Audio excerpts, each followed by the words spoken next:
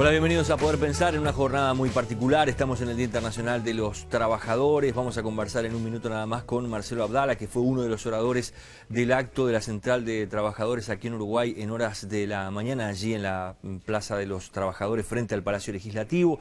Antes les voy mostrando rápidamente a través de cadenas internacionales lo que pasó en el mundo con algunos actos que también se desarrollaron y que tenían sus particularidades. Por ejemplo, la movilización en España.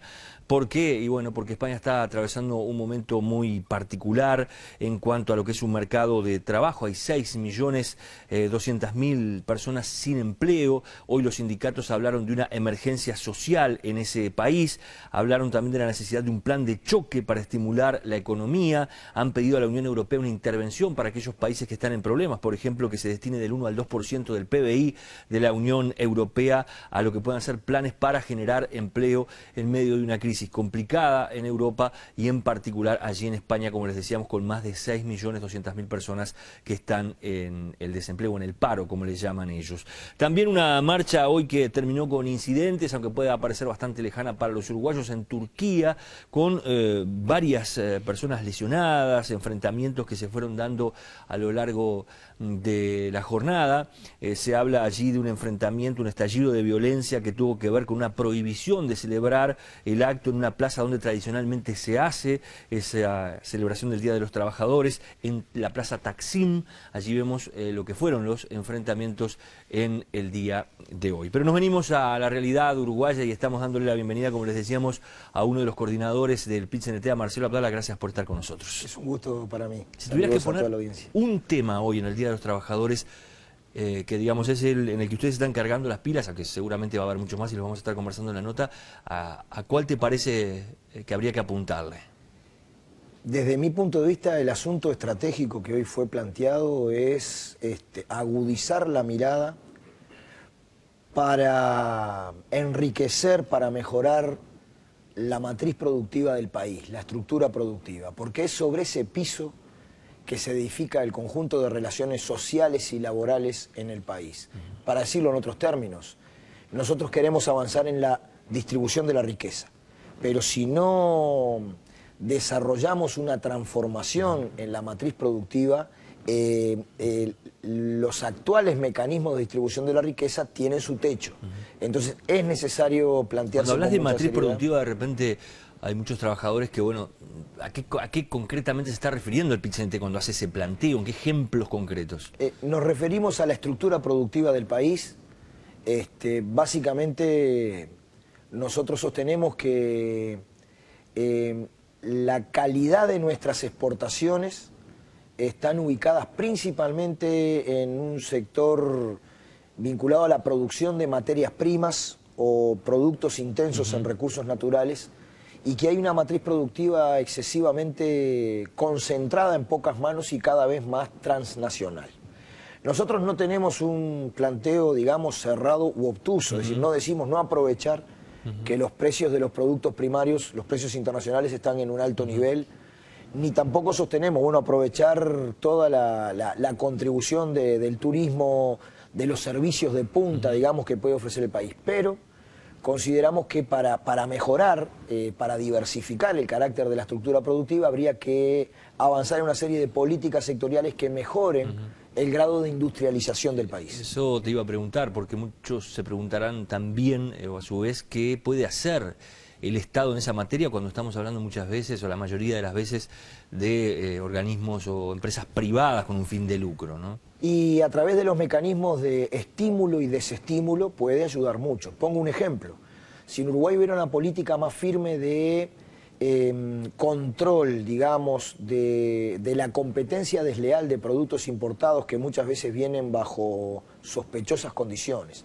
Es decir, no puede ser que vengan productos ya manufacturados a un precio inferior al que cuesta la materia prima, el precio internacional de la materia prima para producirlo, en el caso del zapato, en el caso de los galpones de metal, o si el Estado organizara su poder de compra para organizar, digamos, una red de proveedores nacionales, red de proveedores industriales que pudieran satisfacer en parte al menos de la demanda del Estado, o si con la inversión extranjera directa pudiera negociarse distinto cuestión que la inversión extranjera directa hiciera, además de llevarse las ventajas que ofrece el país para invertir, hiciera el compromiso de dotarse de sus insumos desde la industria nacional, solamente con eso, en un muy pequeño porcentaje, nosotros en muchos rubros tendríamos un salto cualitativo desde un punto de vista industrial.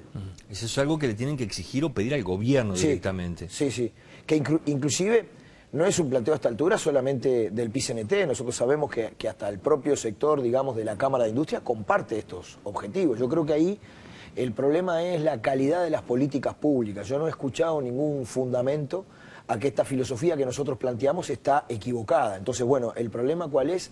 Cómo esa política se convierte en decisiones luego en todos los organismos intermedios del Estado que naturalmente son los que fijan las políticas. Está bien. Otro de los enfoques del discurso del PIT-CNT en esta jornada fue el nivel de determinada franja de salarios, ¿no? Se habló de los 10.000 pesistas, creo que por allí se enfoca la cosa, se habló de 600.000 personas que estarían cobrando menos de ¿cuánto?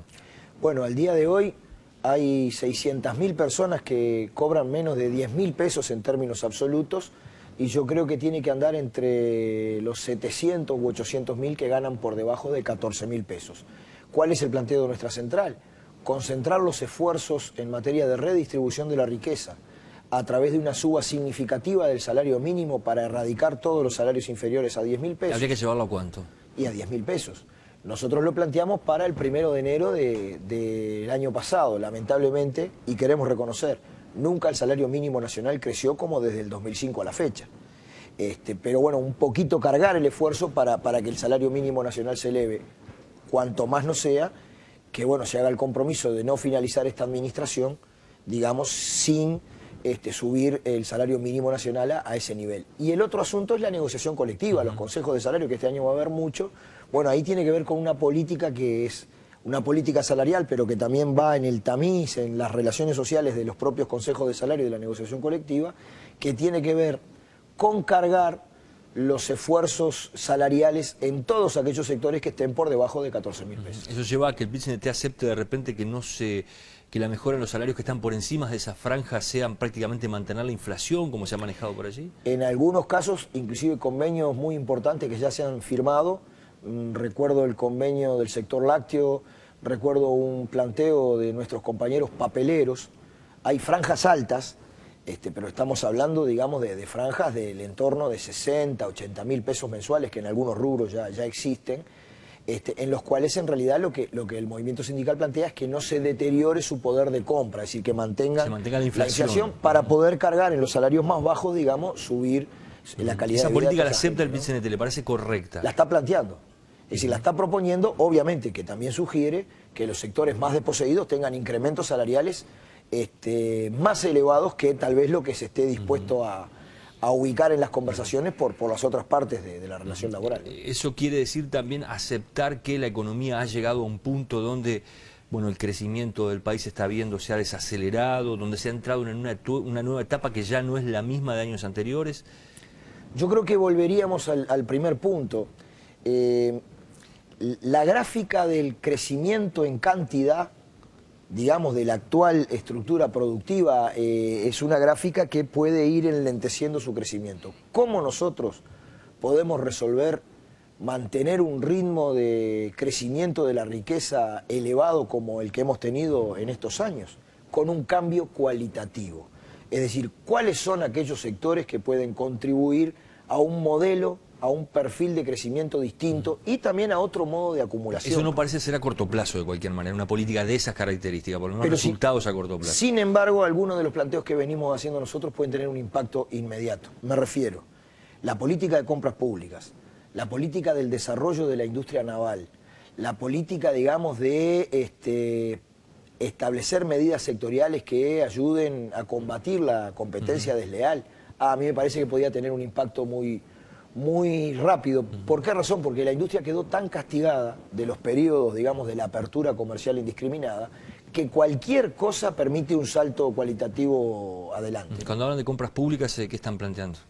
Por ejemplo, que las necesidades de uniforme que tiene el Ministerio del Interior, que tiene el Ministerio de Defensa o la Salud, se asocien a una red de proveedores de la industria de la vestimenta nacional que permita satisfacer esa demanda.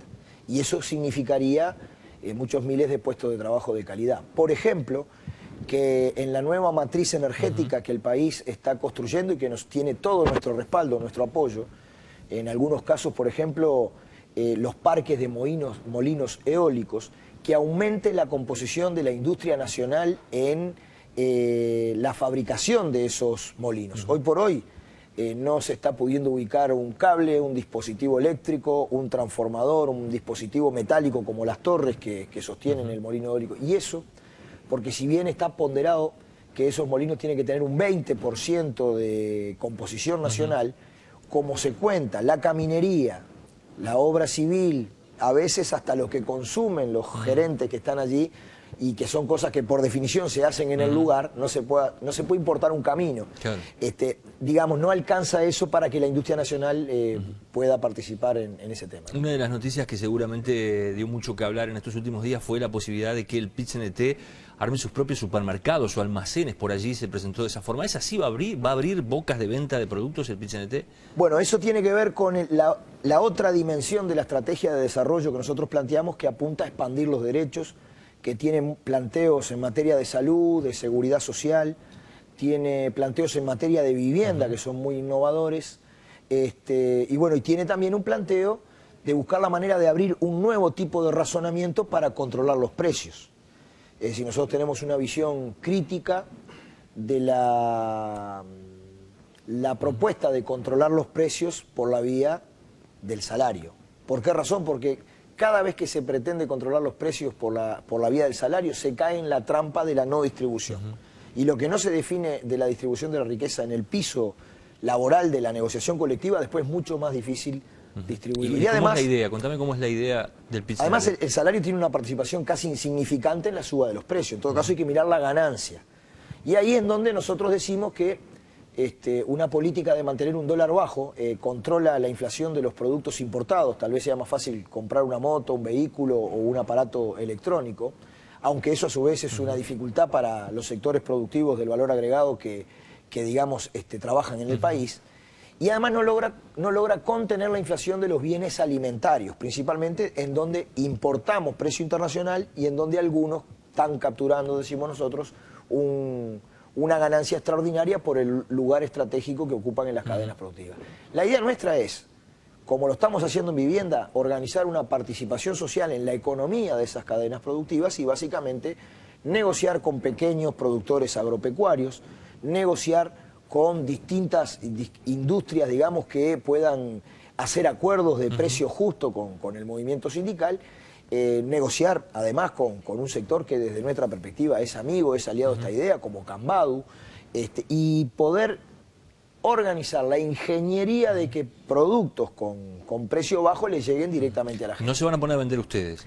No, evidentemente que la idea no es pasar nosotros a ser directamente comerciantes, sí tener una intervención en la economía política, sí participar en la gestión de ese proceso, tal vez a través de distintas unidades productivas recuperadas que ya tienen los trabajadores, sino bueno, poner el hombro para resolver este tema y demostrar también que hay otra forma de controlar. Hay quienes dicen que este tipo de fórmulas se hacen en en momentos de crisis de la economía, que es lo que ha pasado en Europa, por ejemplo, en estos tiempos, y que en los intentos que ha habido en Uruguay y en países de la región ha sido un fracaso.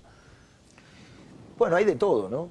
Yo digo, lo que estamos proponiendo en materia de vivienda es un éxito rotundo, porque en muy poco tiempo nosotros nucleamos 15.000 familias tras una propuesta de vivienda industrializada, con tecnologías de gestión participativa, y hasta altura de este año se van a poder empezar a construir 2.000 viviendas. Si esto se masificara, resolviendo saneamiento en el interior, resolviendo una política de tierras que combata también la especulación con la tierra, llegando a todas las decisiones que haya que llegar para eso, incluyendo la posibilidad de expropiar que tiene el Estado.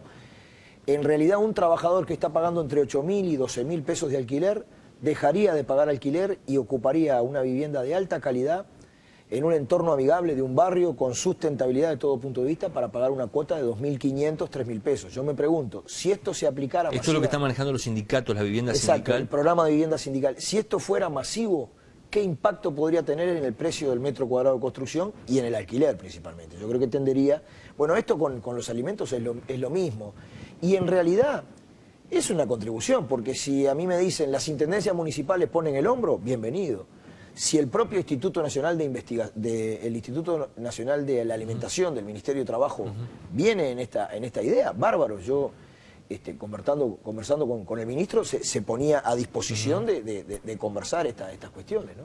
Le agradezco mucho que haya venido. Quedan muchos temas por hablar, entre otros que va a venir el presidente de Venezuela, Maduro.